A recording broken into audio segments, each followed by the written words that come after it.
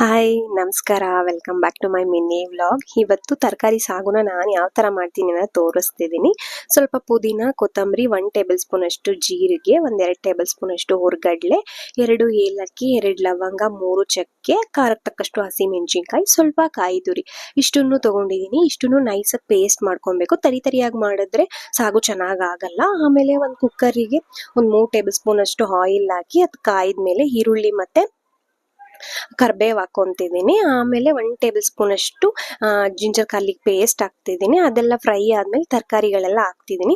ಇಲ್ಲಿ ಬಟಾಣಿ ಬದಲು ತೊಗರಿ ಕಾಳು ಯೂಸ್ ಮಾಡಿದ್ದೀನಿ, ಸೀಸನ್ ಅಲ್ವಾ ಹಾಗಾಗಿ.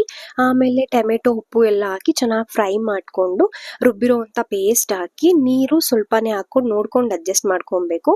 ಆಮೇಲೆ 2 ವಿಜಿಲ್ ಕೂಗಿಸ್ಕೊಂಡ್ರೆ ರುಚಿಯಾದ ಸಾಗು ಅಂತೂ ರೆಡಿ ಆಗುತ್ತೆ. ತುಂಬ ಸಿಂಪಲ್ಲು, ಟೇಸ್ಟಿ ಆಗಿರುತ್ತೆ. ಪೂರಿಗೆ ಮತ್ತು ಗೀ ರೈಸ್ಗೆಲ್ಲ ತುಂಬ ಚೆನ್ನಾಗಿರುತ್ತೆ.